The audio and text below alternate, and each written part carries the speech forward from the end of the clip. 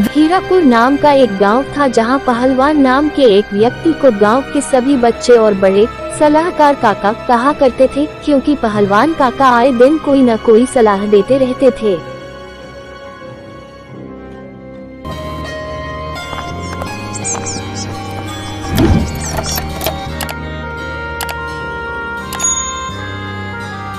एक दिन गांव के बच्चे पहलवान काका के पास आते हैं और कहते हैं, काका आज की सलाह क्या है?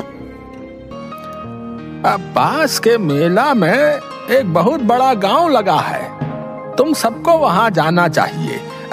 मेरा यकीन मानो मजा आ जाएगा भैया, बता रहे हैं। हाँ। सभी बच्चे मिलकर जोरों से हंसने लगते हैं। फिर पहलवान काका अपने माथे को खुजाने लगते हैं और सोच में पड़ जाते हैं कि उन्होंने ऐसा क्या कह दिया जिससे बच्चे हंस रहे हैं। गांव के बच्चे तभी कहते हैं, काका का मतलब है कि पास के गांव में एक बहुत बड़ा मेला लगा है और अगर हम सब वहां जाएंगे तो हमें बहुत मजा आएगा। फिर बच्चों के साथ साथ पहलवान काका भी जोर जोर से हंसने लगते हैं। उन बच्चों में से एक कहता है, हाँ चलो दोस्तों, हम सब मेले में चलते हैं, बहुत मजा आएगा और कुछ पैसे भी साथ ले लेंगे। सभी बच्चे पास के गांव में मेला देखने चले जाते हैं।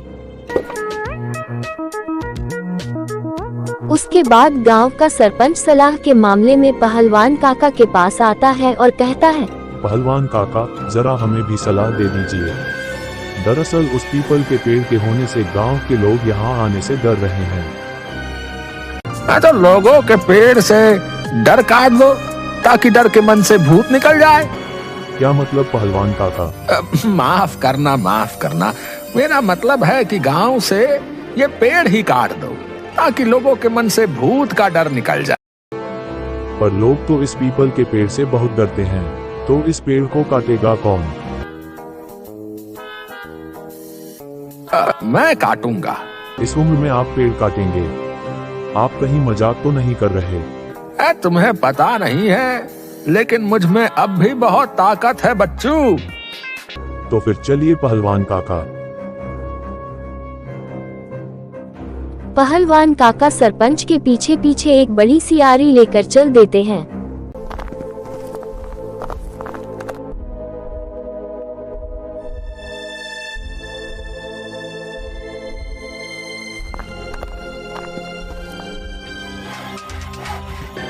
पहलवान काका पेड़ काटना शुरू कर देते हैं।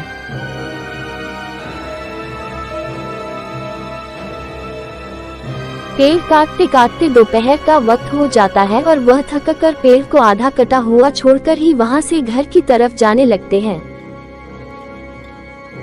रास्ते में उनका पड़ोसी मुंशी उनसे टकराता है। क्यों भाई पहलवान, आज कौन सी सलाह दे रहा है? थोड़ी देर सोचने के बाद पहलवान काका ने कहा, भाई गहनों और पैसों में जहर है। भाई अच्छा रहेगा कि तुम ऐसी फालतू की सलाह देना बंद कर दो।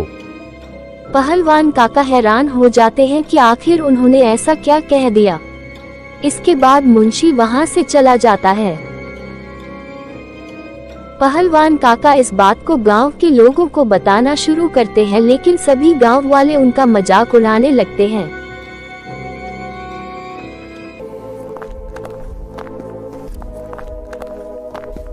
आजकल पहलवान काका पागल से हो गए हैं। आए दिन कोई न कोई अजीब सी सलाह देते रहते हैं।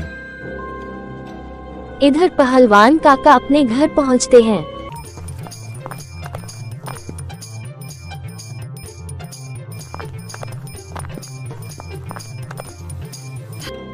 आ गए अपनी फालतू की सलाह बांटकर। आज कौन सी सलाह देकर आए हो? सारे दिन यही फालतू के काम करते रहते हो। कितनी बार कहा है कि 2 पैसों का जुगाड़ कर लो, लेकिन नहीं, वह तो तुमसे होने से रहा। इंसान थका हारा घर में आया है और तुम खाने के बजाय ताने खिला रही हो। तो और क्या खिलाऊं? सारे पैसे तो तुमने जुए की लत में उड़ा दिए। इतना ही है तो तुम कुछ क्यों नहीं कर लेती? अब बस यही रह गया है, घर का काम भी करूं और बाहर का भी। सच कह रही हूँ, अगर तुम अपनी इन बुरी आदतों से बाज नहीं आई तो मैं सब कुछ छोड़कर अपने मायके चली जाऊंगी। हाँ हाँ चली जाओ, तुम्हारे मायके में कौन सा कुबेर का खजाना है? पहलवान काका और उनकी पत्नी निर्मला में हमेशा छोटी छोटी बातों पर भी कहा सुनी हो जाती थी। निर्मला कभी भी पहलवान काका को निठल्ले होने का ताना देती रहती थी। पहलवान काका की भी इस रोज रोज की लड़ाई से तंग आ चुके थे।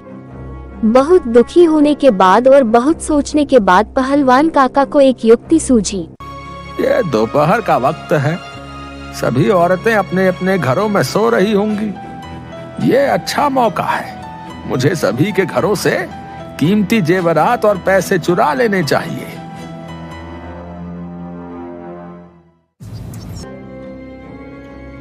अगले दिन दोपहर के वक्त पहलवान काका सभी के घरों से जेवरात और गहने पैसे सब कुछ ले आते हैं और उस आधे कटे पीपल के पेड़ के नीचे गहरा गड्ढा करके दबा देते हैं। यहाँ तो किसी को शक होने से रहा, कल सुबह सुबह इन्हें यहाँ से ले जाऊंगा।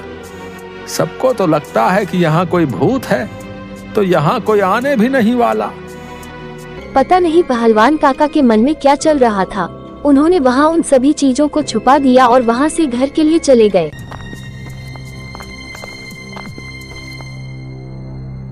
अब रात का वक्त था। रात के लगभग 11 बजे बज रहे थे और पहलवान काका गांव भर में पहरा लगा रहे थे।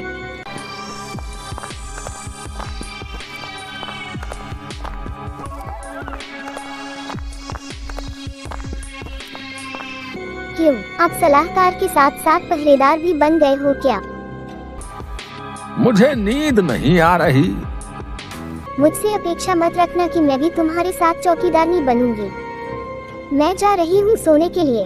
पहलवान काका आगे भी इसी तरह टहलते रहे और पीपल के पेड़ की ओर देखते रहे।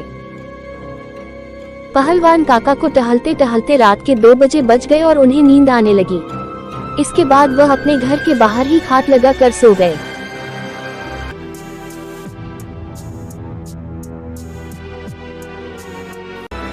अगली सुबह गांव के लोगों की जब नींद खुली तो सभी का सर भारी भारी सा लग रहा था।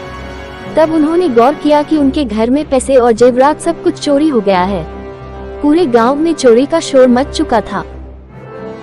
ये सुनकर निर्मला आती है और पहलवान काका को नींद से उठाती है। सुनो सुनो, मेरे गहने जेवरात और पैसे नहीं मिल रहे हैं। आसपास के घरों में भी चोरी हो गई है। सभी गांव वाले घबरा जाते हैं। होना हो ये सब इस पहलवान का ही काम है, क्योंकि कल दोपहर में इससे मिला था तो ये कह रहा था कि गहने और पैसा सब कुछ जहर है। सभी लोग इकट्ठा होकर पहलवान काका के पास आते हैं और उन पर इल्जाम लगाने लगते हैं। अब मेरा यकीन करो, मैंने ऐसा कुछ नहीं किया। अच्छा, तो अब तुम चोरी भी करने लगे?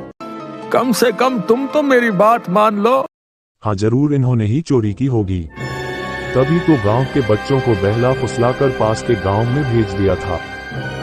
उसी समय गांव के बच्चे भी वापस लौट आते हैं और पहलवान काका से कहते हैं, पहलवान काका, आपने हमें बेवकूफ बनाया। पास के गांव में तो कोई मेला नहीं लगा है। हमें खेलते खेलते शाम हो गई थी, इसलिए हम कल रात बंटी के घर पर ही रुक गए थे। देखा, इन्होंने हमें बेवकूफ बनाया ताकि ये इस गांव में चोरी कर सके। अच्छा, तो तुम कल रात इसीलिए सोए नहीं? तो अच्छा, कल रात तुमने चोरी की है? अरे मैंने कोई चोरी नहीं की, मेरा विश्वास करो भाई। चलो इनके घर में तलाशी लेते हैं। सभी गांव वाले पहलवान काका के घर में तलाशी लेने लगते हैं और उनके घर का सामान अस्त व्यस्त कर देते हैं। तभी बच्चों की नजर पीपल के पेड़ की ओर पड़ती है, जो कि आधा कटा और जमीन पर पड़ा हुआ था, जिसके नीचे 2 आदमी दबे हुए थे। ये 2 आदमी? गांव के लोग मिलकर दोनों को होश में लाते हैं और उस वक्त शमशेर भी पुलिस को लेकर वहां आ जाता है। उन दोनों लड़कों के नाम कप्तान और संपत थे। पुलिस? हाँ पुलिस। क्योंकि ये दोनों संपत और कपटा हैं, चोर। क्योंकि कल रात गांव के सरपंच को वापस लौटते हुए देर हो गई, इसलिए वह मेरे घर पर ही रुक गए थे। हम दोनों ने इन दोनों को देख लिया था, पर इन्होंने हमें एक फूल सुंघाया और हम बेहोश हो गए। मैंने कल ही अखबार में पढ़ा था कि ये दोनों विजयपुर के आसपास ही घूम रहे हैं, इसलिए मैंने पूरे गांव के गहने उस गड्ढे में सुरक्षित रखे हैं। मैंने सबको कहा था कि गहने और पैसों में जहर है। अपन बहुत गरीब है और कोई काम करने का नहीं मांगता, इसलिए हम गांव को लूटकर बच्चों का अपहरण करके उन्हें शहर में बेच देते, जिसके हमें दोगुने पैसे मिलते हैं। पर कल जब अपुन यहाँ आए तो अपुन के हाथ कुछ भी नहीं लगा, ना ही बच्चे और ना ही कोई गहने। इन दोनों ने हमें देख लिया था तो हमने तुरंत सबकी तरह इन्हें भी फूल सुंघा दिया। इस एक दवाई को फूल पर छिड़कने से इंसान तुरंत बेहोश हो जाता है। पर जब अपुन निराश होकर जाने लगे तो ये पीपल के पेड़ का आधा हिस्सा हम दोनों के सिर पर गिर गया और अपुन वहीं लुढ़क गए। अच्छा बच्चे, बहुत दिनों से तुम दोनों ने नाक में दम कर रखा है। आज हमारे पहलवान काका की मदद से तुम हाथ लगे हो। बच्चों चलो थाने, आज तुम्हारी जमकर खुशामद की जाएगी। अरे थानेदार साहब, लास्ट टाइम के माफिक मेरी सीट मत सुझा देना, बैठने में पूरा 2 महीना लग जाता है सच्ची में। पुलिसकर्मी गुस्से से साथ चलने को कहता है और दोनों को गाड़ी में बैठाकर जेल ले जाता है। पहलवान काका हमें माफ कर दीजिए, आपने तो इन बच्चों की ही नहीं बल्कि हमारे गहनों और पैसों की भी कड़ी हिफाजत की है। ये तुम्हारे ही नहीं हमारे गांव के बच्चे हैं। ऐसे कैसे कोई हमारी नजर पर गांव रख सकता है? और वो भी नत्थू के होते हुए। हमारे गांव पर नजर रख सकता है, होता है काका। देखा, हम सब इन्हें ऐसे ही सलाहकार काका नहीं कहते। और सब हंस